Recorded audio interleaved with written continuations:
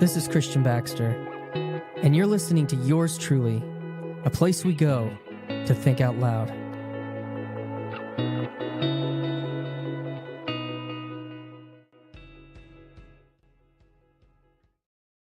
Good evening, good evening, good evening. Let me know if you can hear me in the chat.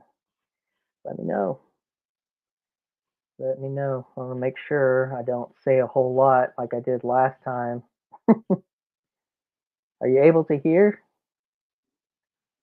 William, let me know. You're down there. You're hanging out. Somebody? Testing 1, 2. Let me know in the comments. Audio is okay. Mic gain is low. Okay. Good feedback. Let's try this. Check 1, 2. Clint, how's it sound? Any better? And Connie says she can hear. Awesome. Thank you all for hanging out. Yours truly live tonight. So, yeah, it's been wild couple of weeks in the world of, I don't know, in the world of culture, in the world of the USA and this little corner of the internet. Sounds like laptop mic. It's possible. Let me double check my settings.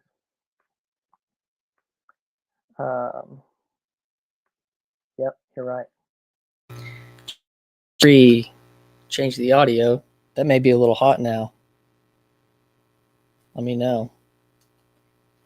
Check 1, 2, 3. Check 1, 2, 3. And yeah, I had it on headphone mic on accident. Big change. Well, good change, bad change. Connie says that's better. I'm on my mobile setup with this little friend here, and I didn't have it set up right. Let's get that banner off. So, thank you, HiveMind, for the feedback. And so tonight, today, thumbnail accountability. I'm going to go ahead and knock it out. Grim waits till the very end. I guess it's the intrigue that keeps people's attention. And I'm just going to start with it. I went Orthodoxing today. I put out on Twitter last night. I've been in Nashville on and off for work, and I finally have gotten settled a few weeks in now. It was kind of intense. I do travel nursing, and I've got some family that live in Nashville, and so I thought that would great members only video I posted on this. Thank you, Joseph. Joseph is my Orthodox compatriot. Developing a good friendship with him. We met on Paul Vanderklay's live stream back in the spring, and then invited him to come have a Yours Truly conversation craft, and we ended up making that happen this fall. And then he also joined me on the Zoomer roundtable that I did, and since then we've been really connecting, and it's been a lot of fun. Yes, I did say travel nursing, Sandy. Jacob told us to come over here. Well, thank you, Jacob, for the vote of confidence. So I've been doing that for actually 3 years. Some of my more random live streams in the past have been some hotel rooms, and this one is, though, in a nice cozy bedroom that will soon be a baby room. You can see this like little stuff over here. Well, thank you, Jacob. So what have I got on the table tonight? Went Orthodoxing today. As Joseph Lambrecht mentioned, I've got a video in right now. It's in my membership only section to give my members a little bit of love, some exclusive video on that, and I documented that experience today. It'll roll out probably later this week, but if you can't wait, I'm pulling the Paul Vanderklay grift. You can. I've got it open on all membership levels. That's my membership is really just about channel support, and so whatever, if there's a level that makes sense to you, that's all it's about. I have like the little tiers set up, and I don't have the ability to meet the qualifications of those yet in my life, and so yeah, thank you on the, and let's see, Brody Alexander, young old boy, gave me a ortho cross. Yeah, but I've lost what I was saying. So I went orthodoxing, and yeah, so I'm on and off in Nashville right now, staying with my sister, who is with child, and you'll get more context on that if you watch the video I put out today. I documented. That's what I was going to say. I documented it. I made a short documentary on my experience today. So yeah, I was gonna, since I had to go out and come back, my screen share was not shareable. All right, I'm gonna pull this up. Here, yeah, you can see. I've got some stuff back in the members only. So I always do a members only preview, 30 minutes of my upcoming conversation with whoever is coming up. It's the best way. I mean, just to be honest about it, it's just to give people early to know what's coming down the line early that are members. And then also it's for RJ. One does not simply orthodox. It's good to hear from you, RJ. Yeah, that on my channel, on the members only here, I do the previews. You can see here, I've got one from 12 days ago, that thinking out loud. That was kind of my update from Nashville. And yeah, I've got a few things. I got one, is America's status quo sustainable? That one, I guess I never even came out of the lurk of the membership. But yeah, the Protestant visits an Orthodox church. That's back there. Let's see, what is memory check? Did you do a martial arts CBAC? No, I did not. My dad did. My dad he did Kung Fu before it was outlawed in the States. I think it was for a while or something. And I mean, he taught me a few things when I was a kid, but no martial arts, just Asian heritage. Just Asian heritage. Okay, travel nurse is not anything I imagine from the word travel nurse. I don't know exactly what you mean by that, Jacob, but I've worked in Little Rock's about an hour and a half away from where I live, and I worked there for almost 3 years as a travel nurse and at 2 different hospitals. And then I'm currently working in Nashville on a contract. And yeah, it's some people do treat it like adventure, people that are in their, younger years, single, no kids. Some people towards, like, maybe one spouse is retired and one spouse is a nurse, they'll buy a camper and they'll go do travel nursing all over the United States. It's an interesting thing. You can work full time 3 days a week, and then you're staying someplace. I don't know if Kung Fu was outlawed. I don't know, honestly. But anyways, so yeah, if you want to catch that, you can dip into my members only section, support the channel that way. Tried to do some real content by making a documentary, some real YouTube content. So I wanted to, let's see, look into, yes, my screen. I've only got one monitor on here, so I'm having to. Yeah. Okay. So I was just going to talk about, this past week, I had a conversation with Jordan Hall, and what I was going to say about that was that, let's see, where are you at? No, there it is, down here. Yeah, the fundament of building high trust communities. That was my third conversation with Jordan, and it was really funny because the first conversation I put out with Jordan, Sam Tiedemann put one out that exact same day, and then this time when I put this one out, Paul put one out the exact same day, and you know, on purpose or not, it's just fun.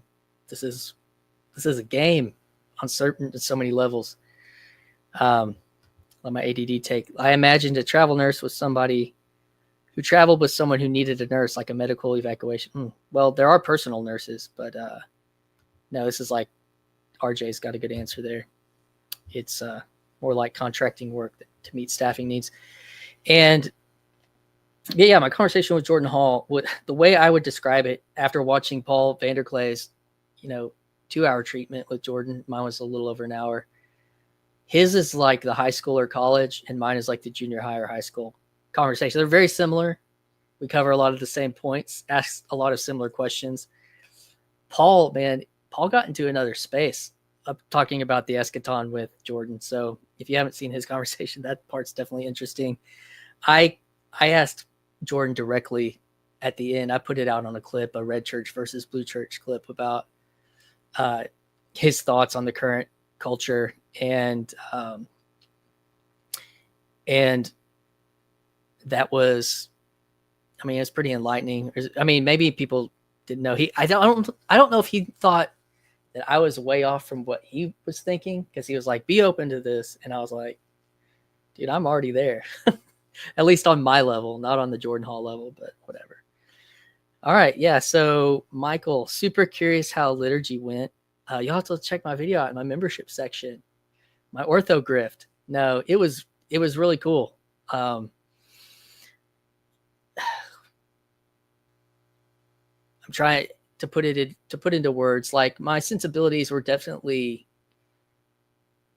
it was just good. It was just interesting, and I was happy to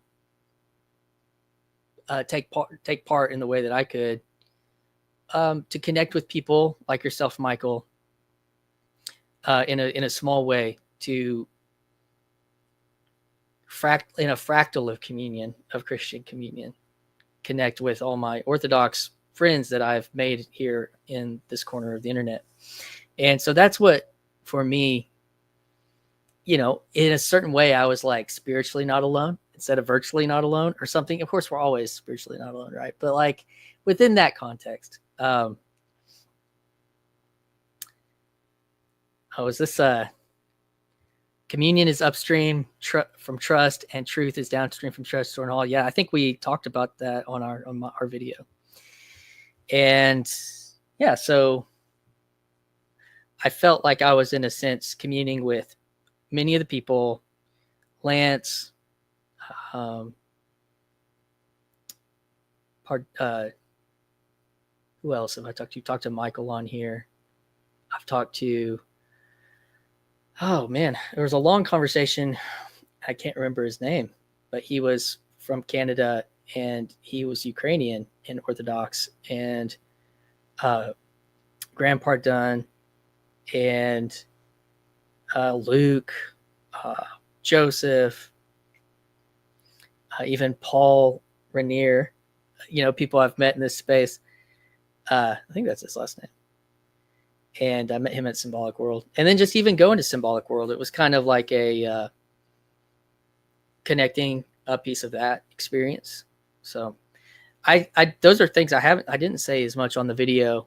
But yeah, I went Orthodoxing. I loved the incense and the light and coming through.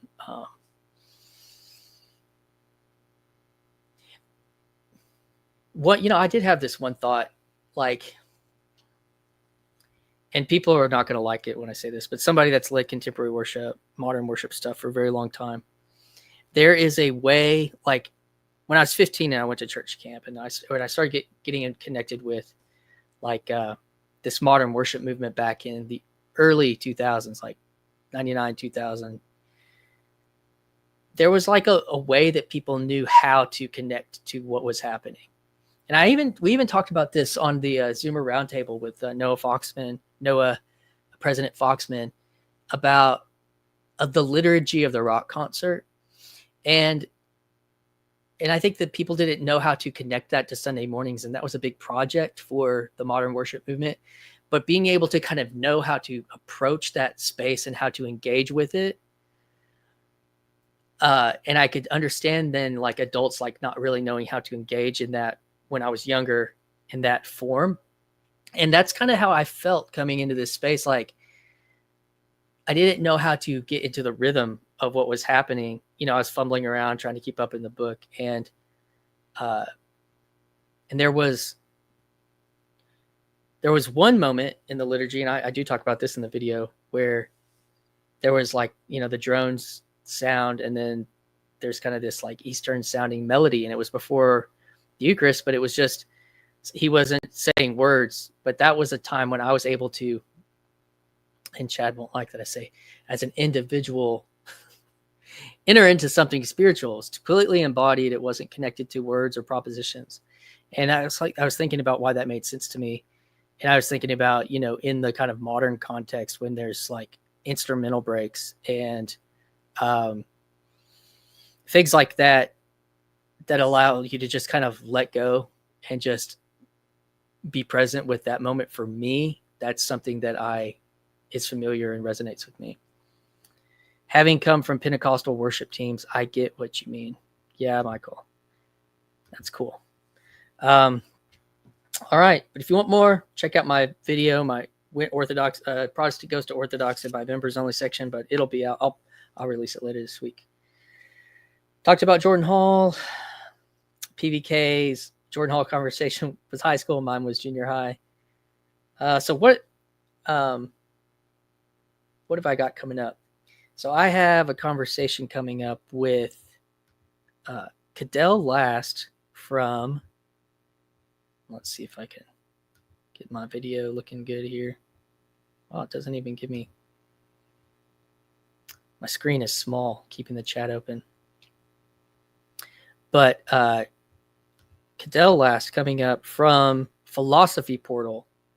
Cadell's got a pretty sizable channel, around 15,000 subscribers, and he left a comment on my Zoomer roundtable video, and I didn't know who he was. I hadn't seen his stuff, and I responded to it, and I was like, wow, this channel's really interesting.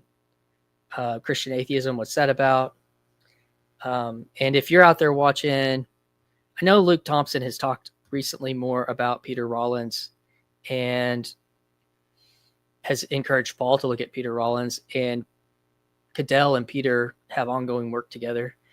So I don't know much about Peter Rollins. I didn't know anything about Cadell or Philosophy Portal, but it was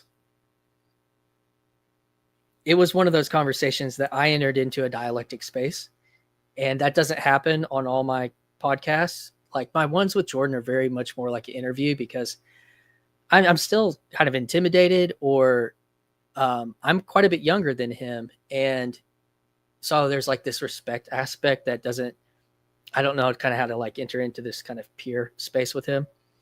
But there have been several conversations that I've had that, and this is one of a handful where I felt like I entered into whatever dialogos, dialectic engagement and conversation. And he was just such a willing partner. So I really would encourage people to check it out. It's going to come out tomorrow afternoon with Cadell Last on, let's see, the premiere. When is it going to premiere? It's going to premiere. Do I have the premiere linked on this? Not just the clips. Oh, wait, here it is. Yeah, this one.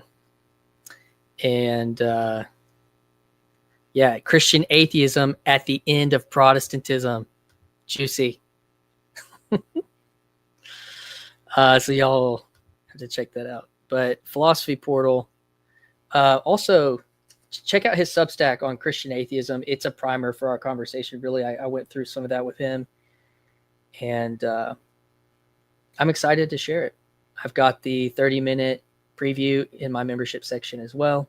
If you want to get a kind of a preview of that. What else do I got? Oh, I was going to say, in our conversation, I asked him if he considered himself like part of a scene here in the online space. And he kind of talked about Paul Vanderklay, talked about the corner and something. Now that it's been named, that it has form and shape. He doesn't know if like with what his project is, that it has that kind of form and shape, but it was really interesting. Part of the conversation. Genre bending. That's what it feels like. Scene crossover and genre bending. Christian atheism. Check out his Substack. I'll try to go back and put some links into this later, but if it's connects with you. All right, I want to take a look at, let's see. We're going to share another screen with you all. Yeah, let's put on this one. So this guy, y'all know him. Some of y'all know who he is. Paul Antleitner. He's really been crushing it on Twitter. I'm not sure. Like when I first got into space, he kind of took a sabbatical from Twitter. And he's been kind of slow. And now he's just going hard. Post-election, really hitting culture. And he's been on a recent, like a local news station, kind of as a segment talking about culture.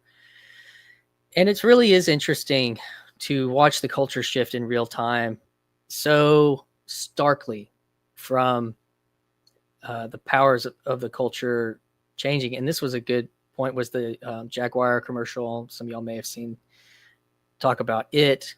And then there was also the Volvo commercial, which was like kind of wholesome, and the Jaguar commercial was, odd. And then he posted a friend of his who said, here's what he thinks the Jaguar logo should have done. And it was pretty cool. Yeah, here's the Volvo commercial. He made a comment on that. And he was encouraging Elon Musk to read this, the Ransom trilogy. Wouldn't that be cool? And yeah, but I'm hoping to try to get a conversation with Paul. Paul, if someone listening hears this, passes you this way. We've kind of talked about in the past, but it was when he was kind of taking it more easy on Twitter. So yeah. But yeah, I thought that was interesting. Paul Hentleitner. And then I wanted to just scroll through this. I'm going to do sharing my screen again. Here we go. Yeah, this is my Twitter. So one of the things I posted was, I promote my stuff on the Twitter, on the X.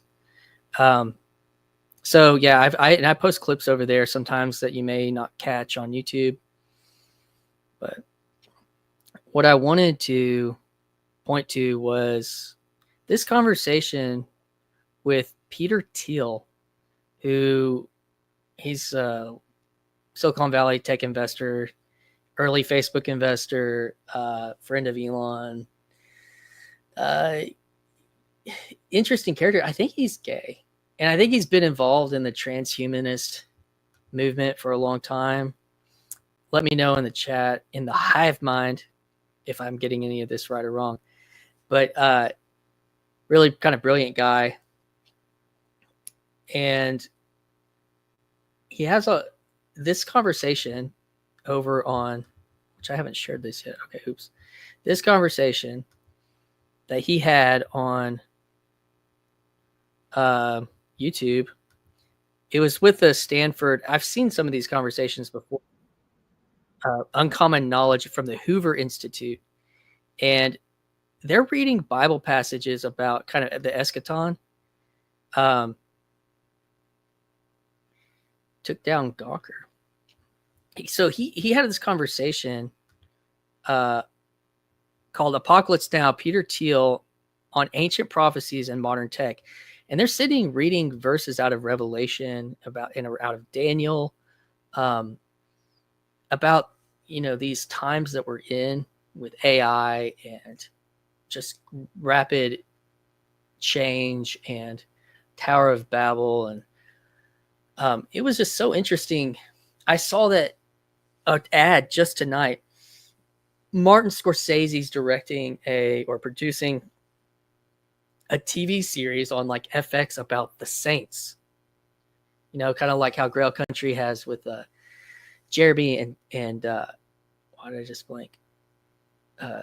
Jeremy and Sherry. They're Clint says Hoover Institute sucks.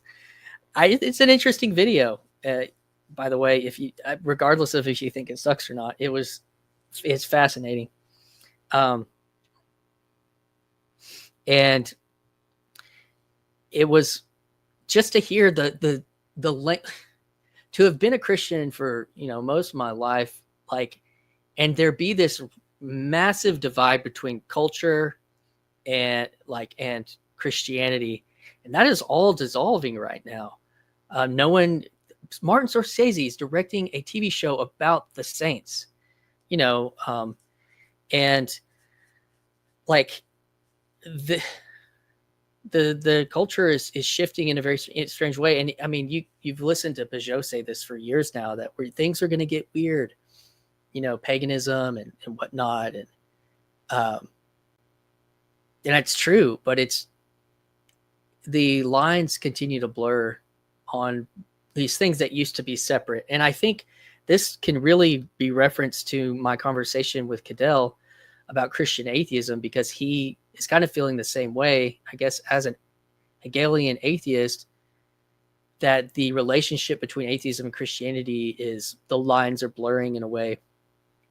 And, obviously we talk a lot about that here in the corner, downstream from Jordan Peterson phenomenon and whatnot, but very interesting.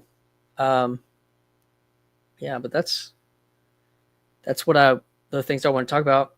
Want to open up, do a short Q&A, and then you thought MS was Roman Catholic. In Martin Scorsese, he might be. I don't know, but it's just so it's explicit, and he's always had like religious themes in a lot of his work. But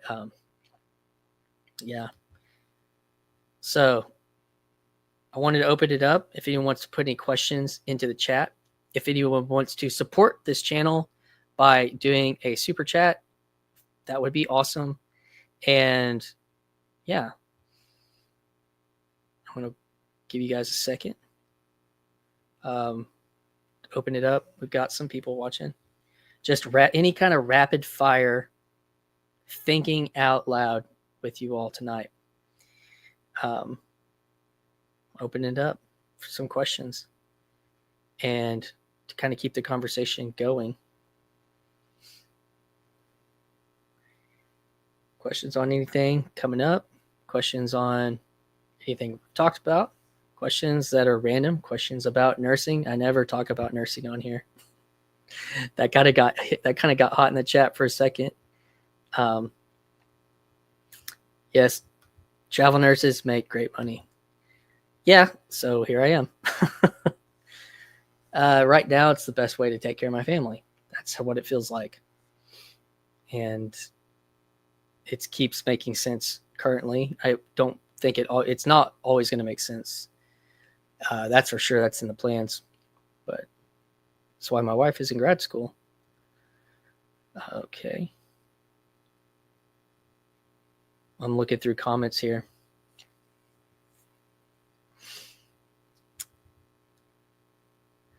Yeah, we got some people hanging out. If you are just listening but you had a thought, pick up your phone and share your thought in the hive mind with everyone, and let's engage with it some. Let us think out loud together here on yours truly. Let's see what we got. Making sense is slow. Making dollars goes faster. Yeah, that's true. And trying to make sense out of this world is a slow process. Make dollars goes faster. There is, I can't remember in people that I've listened to talk about time and money. Clint D's washing dishes. His hands are wet. Is money, like if you're able to gain a large amount of money over a short amount of time, you're playing a game with time. You're really just allowing yourself to speed certain things up that, just like Clint said, if you're making sense on the dollar relatively, it's going to take a lot longer to get certain things or see certain things, understand certain things, enter into certain kinds of relationships, all those kind of things. And that is just how the world does work in certain ways. But it is interesting how through technology that there has been some leveling of that field. That was one of the really cool things watching Grimm talk to Jordan Hall on their Fringe Encounter. Really encapsulated that meme of Fringe Encounter. Somebody that has scaled the hierarchy and the status and financial world and came down to play in the commons with the commons. Let's see, West Coast. What was the brand of orthodoxy you visited? Greek, Russian, or American? It was Greek, suggested by my friend Michael here in the Hive Mind, and also Joseph.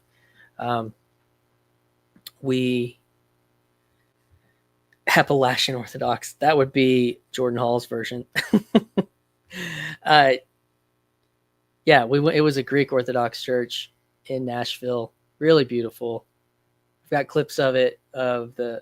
I took some pictures, and one of the most interesting parts was that the sermon was on the Theotokos. Like, couldn't have gone to a more Orthodox service. Yeah, Greek. So in the liturgy guide, I don't know what the official name for it is. It had the Greek on the left margin, the transliteration, which was like the phonetic Greek in English, in the middle or the next column. And then on the next page, it was in English. And then on the furthest margin, it was like context. Yes, Chad. Orthobax. And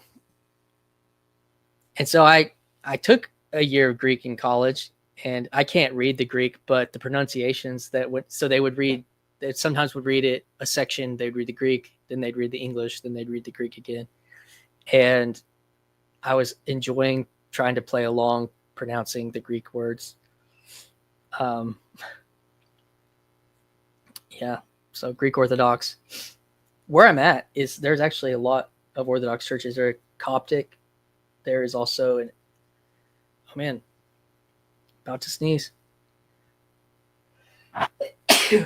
Excuse me. There was one just down the street here. And that really is what sparked the idea that if I had a gap, because I worked Friday, Saturday, then was off Sunday, and then was going to work Monday, Tuesday, Wednesday, that I would make it a chance to visit one of the Orthodox churches for the context. So we got some new people coming to hang out. I'm opening up, doing a rapid fire. That's not been so rapid Q&A. Thank you, Chad. Was the singing beautiful? The singing was, I don't have anything to compare it with, but it was really kind of quiet. There was a kind of liturgist that was doing a lot of the singing, and there was a small sound system built into some of the columns, the beams, and so they had a guy that was droning, and then there was somebody that was reading the liturgy or then doing like kind of melodic quarter tone singing, which was beautiful, but it wasn't like corporate that much. When there was kind of a corporate refrain, it was not very robust. But antiphons are nice like that. Yes. Let's see. I invited somebody on here. I sent them an email. You know who you are if you're still listening. To hop on the live stream with me, but so far they haven't. But if you're out there and I texted you and emailed you, we could do a short segment together. But if not, keep going. Let's do one or two more questions. I've talked about my upcoming podcast with Cadell Last from Philosophy Portal and his work on Christian atheism. I talked about my recent conversation with Jordan Hall, which was the junior high version of the high school version that Paul Vanderklay had.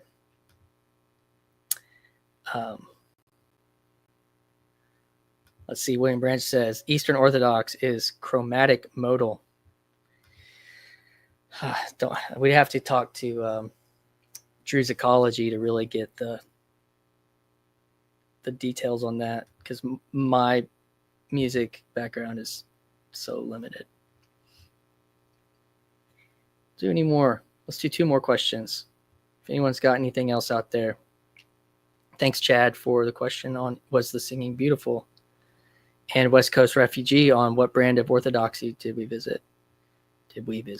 We did kind of visit because of my full video response to a Protestant goes to an Orthodox church is in my members only section. So if you're just joining and that sounds interesting to you, you can get the sneak peek in my members section. Any level will get you access, and it's just about channel support. And also, I will release it later this week on the full channel, Paul Vanderklay style. No wait, no ads. That's what Paul does? No wait, no ads. Yeah. If you want to support the channel tonight, hit a super chat. We'll do two more questions. And let's see. Don says, I saw a few mentions of your conversation with Jordan Hall saying that he got political. Yes. I asked him directly what his thoughts were on the current state of political things, and he not so subtly suggested his disdain for the neocons and his intrigue in the current moment. And yeah, I appreciated it. Yeah, so many answers that people maybe my wife has always said, I'm an open book. All you have to do is ask. So it's really about asking the right questions, and about true curiosity.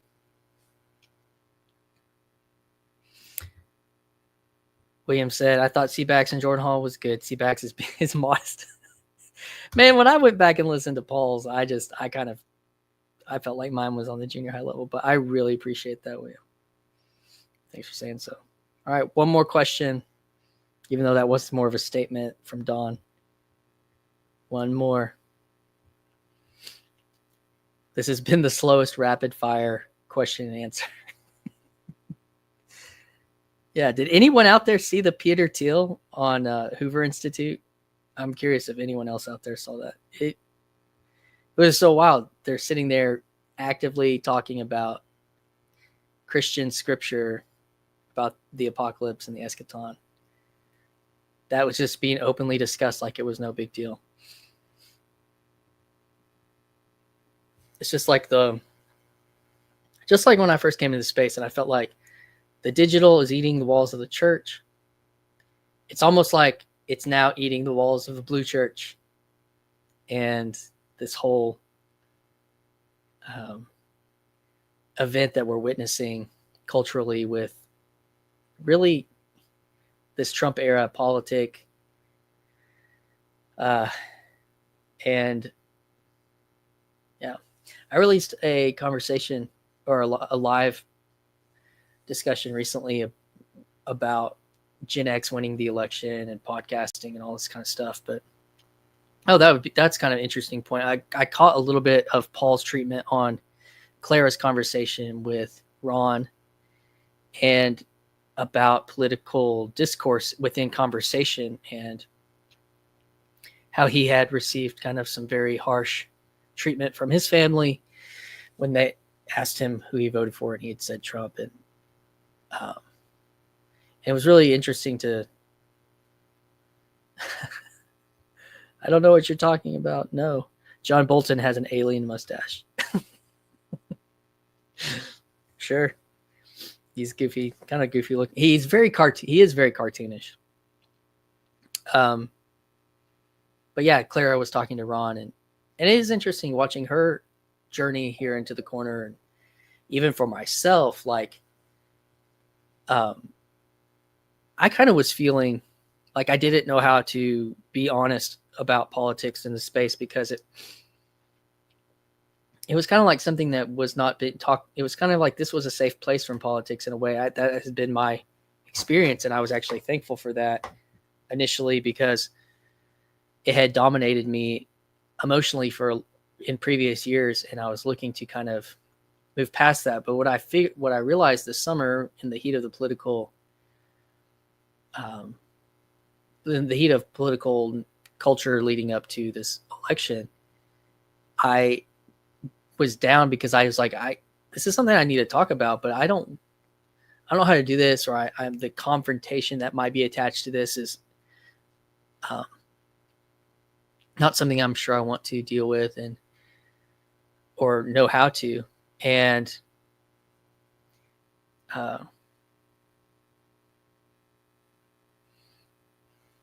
let's see. Don says, Claire's last conversation with Chad was fantastic. We discovered the cleverness and purpose of the ice cream question. Interesting. I'll have to check that one out. I know he's had like multiple conversations with Clara. And then Branch says 2008 through 28 is an era. It ends with Trump 2.0. Yeah, it's going to be interesting. Even that idea of what's next after Trump is a really interesting question. But so getting like how to engage with politics when it had been so contentious on Twitter, on social media, everything is just so contentious. And to hear Ron talk to Clara, and then for myself, the way I dealt with it is I was like, fine, I'm going to go reach out to somebody that I feel like is on the edge of like my perspective. And I went and was able to have a conversation with Benjamin Boyce, and doing that allowed me to express that without having to like try to navigate a conversation, but then to go into like with Matthew Parlato as my wingman, into like discussing the election out, like doing an election coverage video. And I'm so thankful for Matthew meeting me in that space of having gone like really hard down a political trail and then wanting to move past it, but then being like, well, now how do you re-engage with it? And he's been a really great partner for me in that. And so, yeah, that was how I kind of dealt with it. And I will say, I want to give Mark Parker credit for coming on to the stream where I talked about podcasting changing the world. And I know that Mark is left, liberal in the space or whatever. And I appreciated his dialogue. And then also there was a never Trumper in there. And then there was a MAGA hat wearing person in there. It was just like, wow, that almost could say like a prayer answered to be able to have that kind of discourse publicly, and even feel like my perspective.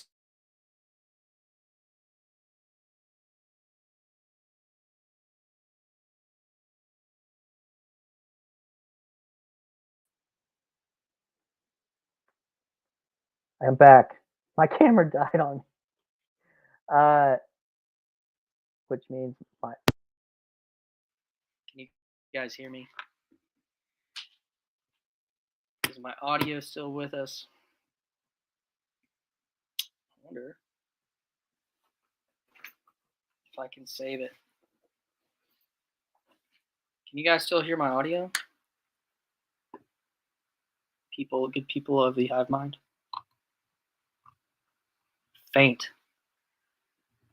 All right. I'm going to fix this changing out a battery. Here's my complaint about this camera that I have is battery life is not stellar. Let's see if this battery has life. And we'll get back to it. Let's see. What did I do here? Headphones. Oh.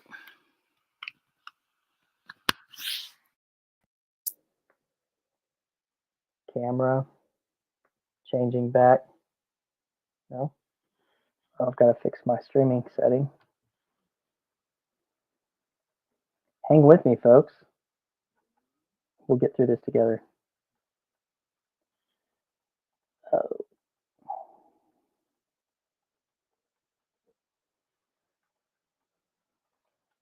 Here we go. Almost there.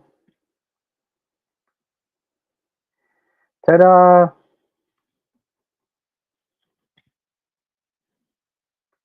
How's it look, guys? Can you hear my audio back clear again? If anyone would be willing for some feedback, how's my audio? Audio? Cat, sit on your keyboard? No, my camera died, and I had to replace the battery in it, even though it's plugged in. Sometimes it gets further than the USB power will help. Don says, in the olden days, TV station would just put up the multicolored bars. Not fully back. Let me check the audio.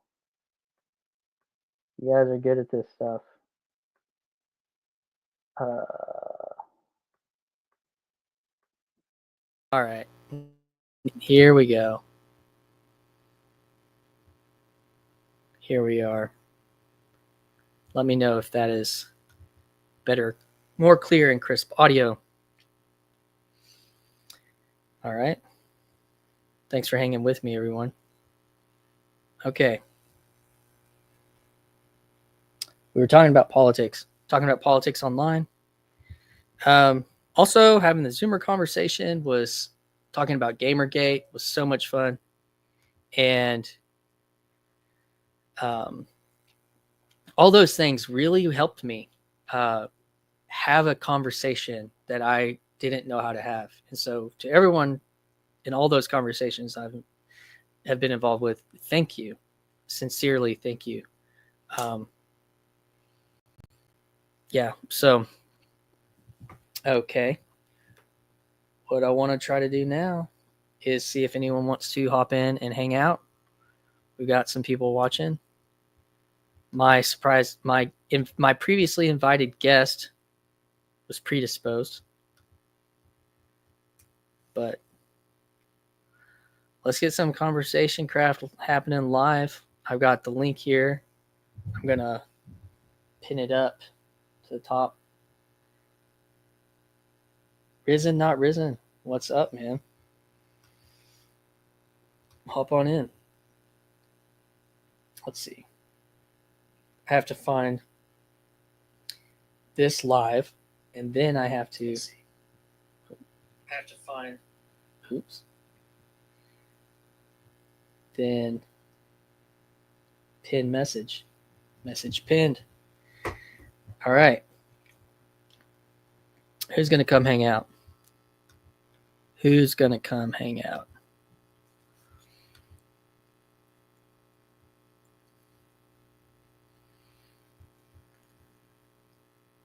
Let's see what we got here. If you're on Twitter, come over to your YouTube and play. Let's see what Don said. The conversation about Gamergate was so interesting. At the time, I was middle-aged and ensconced in the Blue Church, so my impression of that whole time from the media was so much different. I'd love to hear about that, Don. If you wanted to come on and share more about that, I would think that'd be very interesting. West Coast is on a forklift right now. Yeah, don't you keep forklifting. But yeah, if you're over on Twitter listening to the stream, hop over to YouTube, come hang out, come chat.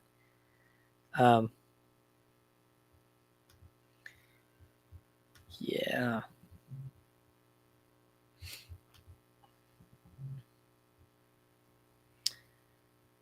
Okay. What else have we got going? Who else have we got in here? Anyone? There's people watching. Or so says my ticker.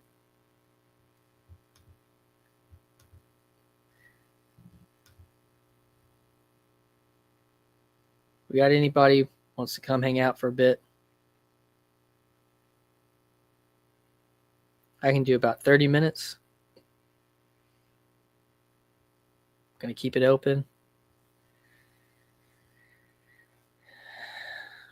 Risen, not risen. Oh, that's true. We got people trying, real adults in here. But for all you non-real adults like me, hop on. Let's see. I've got the link open for to come on the stream, to come out of the, come more deeply embody the conversation face to face.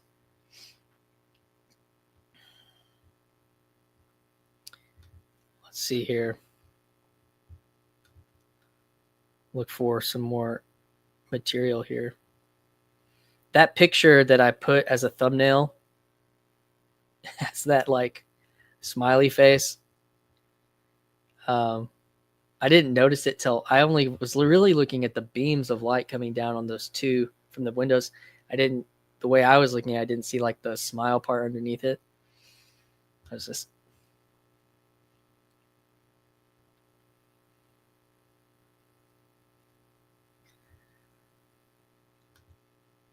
all right. Check one more thing here. And come on in. Non-real adults looking forward to some Thanksgiving pie. Yeah, maybe some people are probably doing Thanksgiving this weekend. All of my family back home was doing Thanksgiving this weekend with my parents. My sister, whose house I'm staying at, she went to my home and they did Thanksgiving yesterday and today. And I was stuck here. But, sometimes you have to do things that make sense for your life. And this makes sense right now. Let's see. I'll be doing Thanksgiving with my wife's family on Thanksgiving proper, and all of my kids and all of her siblings coming up this week, though. Looking forward to that. And let's see. What else is going on? What's been interesting to you guys? What have y'all been seeing on the news, on the TLC, that has been interesting to you? We can do like some feedback on that.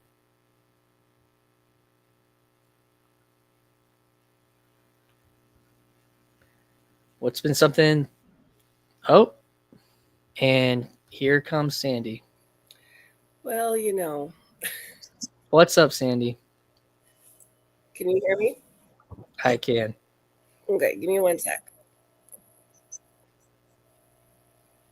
That should take care of that. Still echoing? What has? I don't have an echo. Good. What's up? Yeah. What has been something that has been interesting to you in this last week?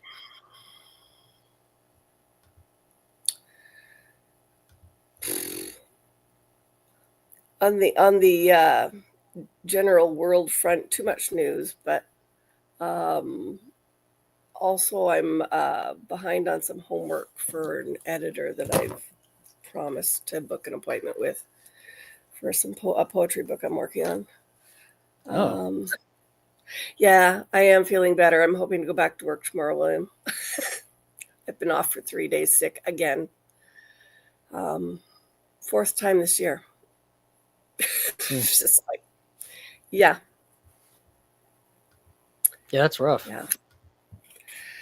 It was odd.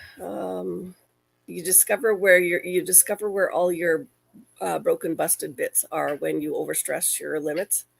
Apparently, your Yes. system, at least mine does. It goes, yeah, we're not doing this. We're sick. So, but Yeah, we come in contact with the realities of not being what we once were physically. yeah, I used to be able to fake it really well and overstep the, like what would be logical to push myself through. I think I've probably burned too many bridges, and now I don't really quite have it at the moment. I've got to recap some things and take a little bit more intentional self-care and switch up my diet and stuff. So, but yeah, but part of it, I lost another friend this week. So that was my part of what triggered this round of illness. So was young man around 50, so cancer. So I'm sorry to hear that. Yeah. Condolences. That probably qualifies me as a full adult, because if I can say a young man who's 50, who's younger than me. Yeah, it's amazing that so much in our modern way of thinking, we think these things are not connected. But more and more, I think we're learning or relearning that they are, our emotional state, our physical state. So many boundaries are being blurred in the world. We're talking about politics and religion and spirituality, these things that we tried to keep in these categories really distinctly within our culture. But even like the mind-body connection is emotions, oh, well, we can just steady the mind, or we can just steady our emotions, or we can just steady the body. I know they do little bits of work in like the education for healthcare to try to get doctors and nurses to be more aware of that, but it's a slow process in the big system of things to try to like make it more integrated. It's very, very difficult because it wasn't built that way. What are they counting as integrated these days? Well, I did run into somebody who's like a caseworker for the VA in Southeast Missouri last summer, and they were encouraging like prescriptive yoga for these patients, and that's a government program, so they're going to be, doing that stuff as it's mandated, more than the private sector will initially do that stuff. But that's one thing. But like I think the part that I politically has been annoying to me, but it does serve a purpose, at least like not to the extreme way, but they do all the cultural competency to like think about not just a person's disease process, but their culture. I think there are positive things to that.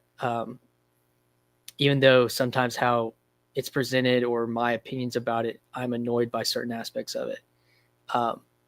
But I'd say that's a piece of it. They say things like patient-centered care, I don't know. But then there's other weird parts of it that they'd like want to drop the word patient and change it to client. So all your patients are clients of the business, So probably more true. Very few of them are probably very patient. Yeah. It's all about customer service and good marks on your Google reviews and stuff. Yeah, stuff like that. But Yeah. I don't know. I don't pay that close attention. My job is, in many ways, my job, and my job only. So that's why I don't talk about it on here that much, because it's not that well integrated into my life in that way. So I mean, people talk like you can juggle a billion things, but you really can't. And integration is not as smooth as we think it is, just in general. Like, even going back to why am I sick? I shouldn't be sick, not at all. Like, I mean, yes, I work retail, so I come in contact with a lot of people, running out to the store with, hey, I can tell I've got something that sounds like bronchitis, but should I wear a mask? No, I don't really care. And so there's a lot of time when, people will complain, there's no cashiers, there's no staff. And I'm like, no, that's right. They're all homesick, like, thank you very much.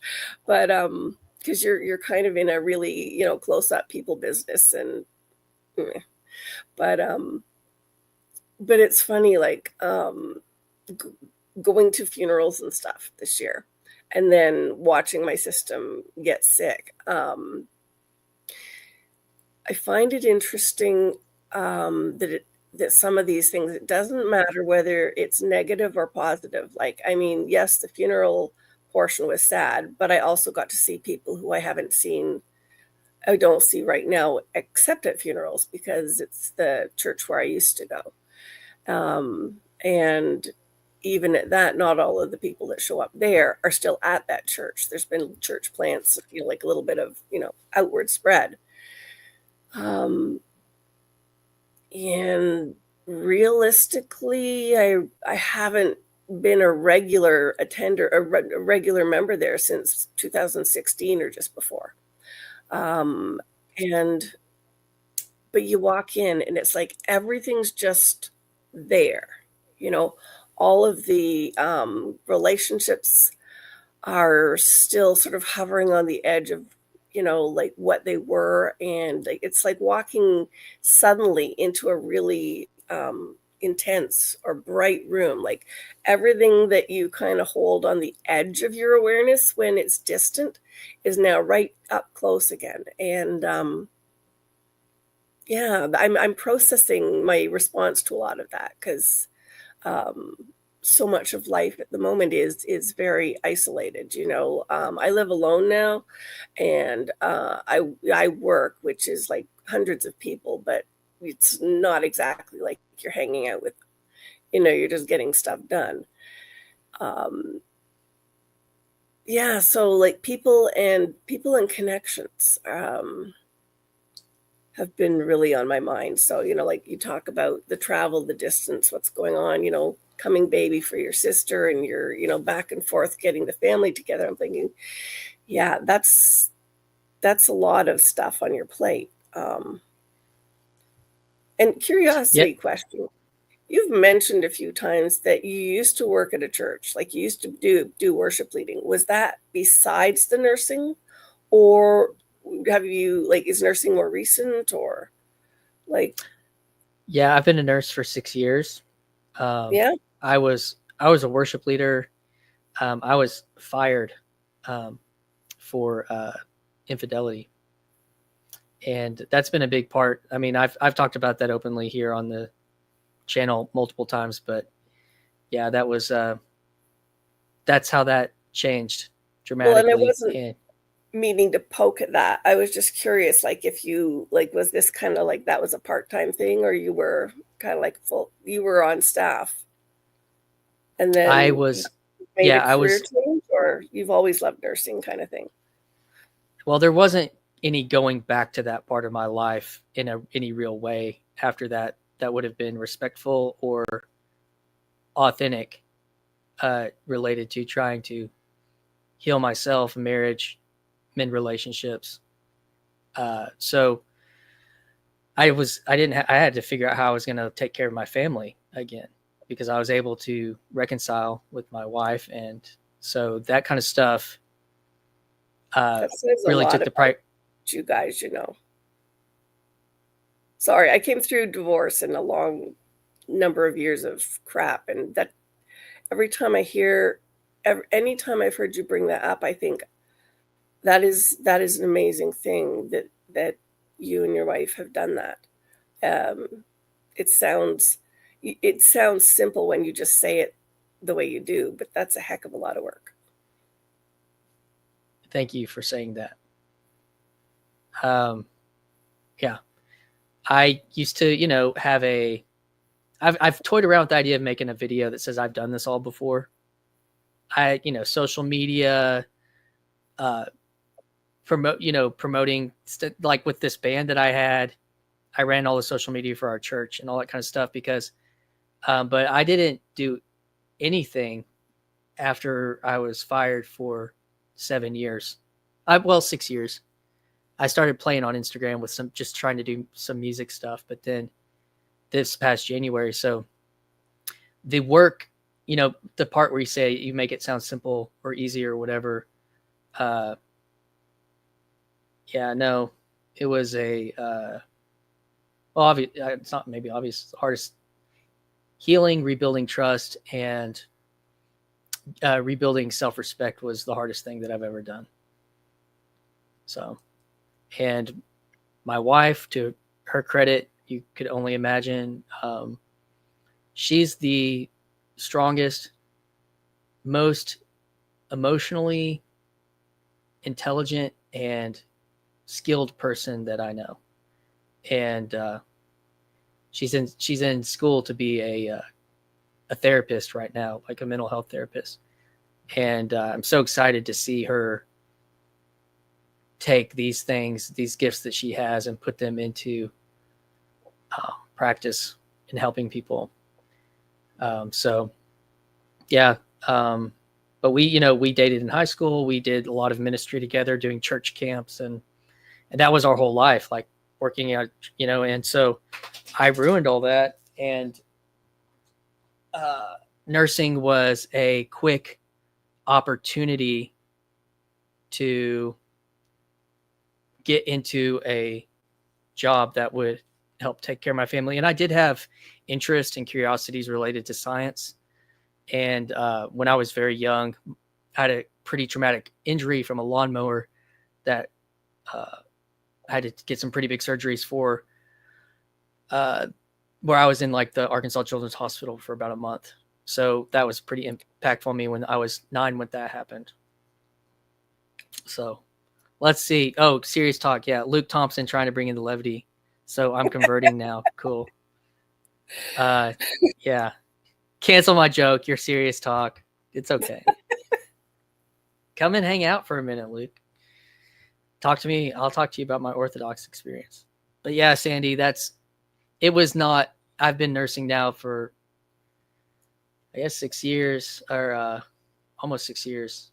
And it's been a very rewarding job to take care of my family, to do things that I couldn't have done as a minister in that part of my life. And there are moments where taking care of people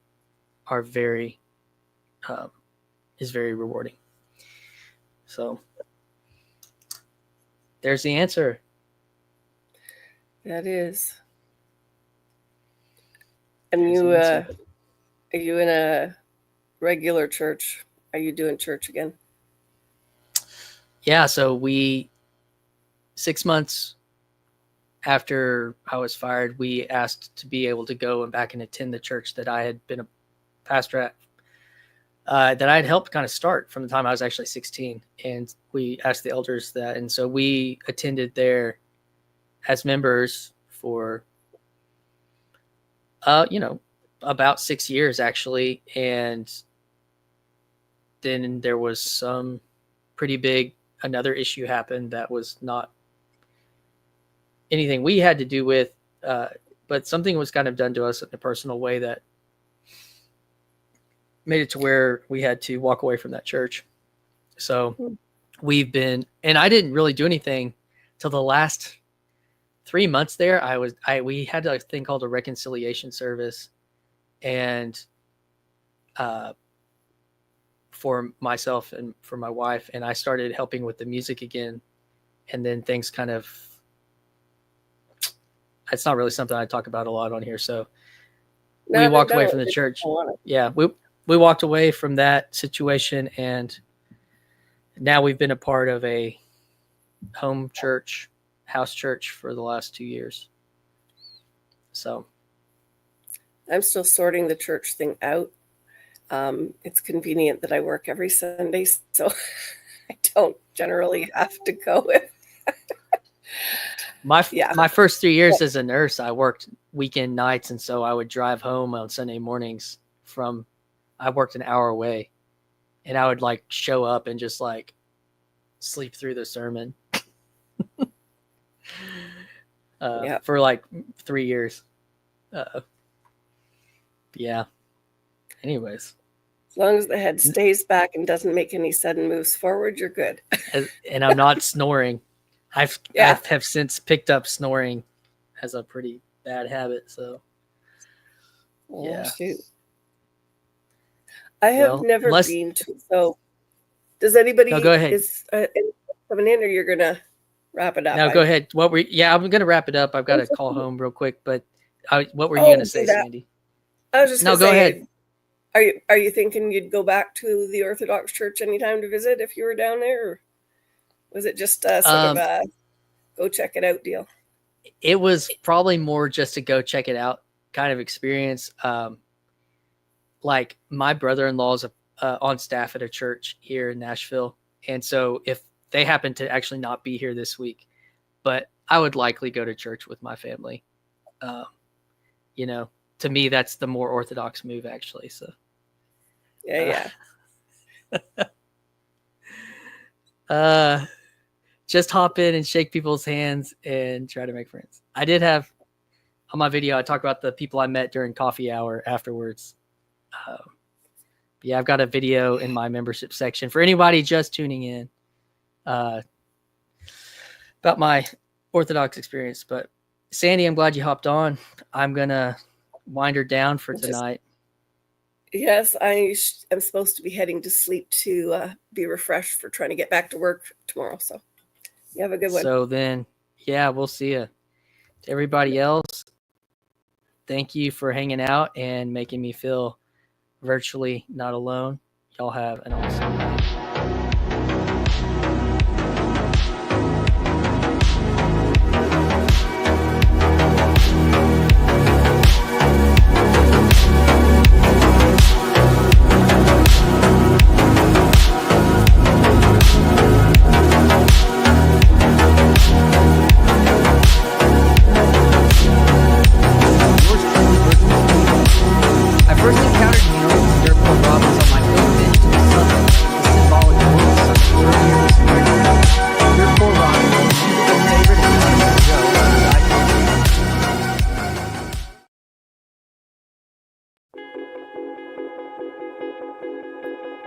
Hi, this is Christian Baxter, and you're listening to Yours Truly, a place we go to think out loud.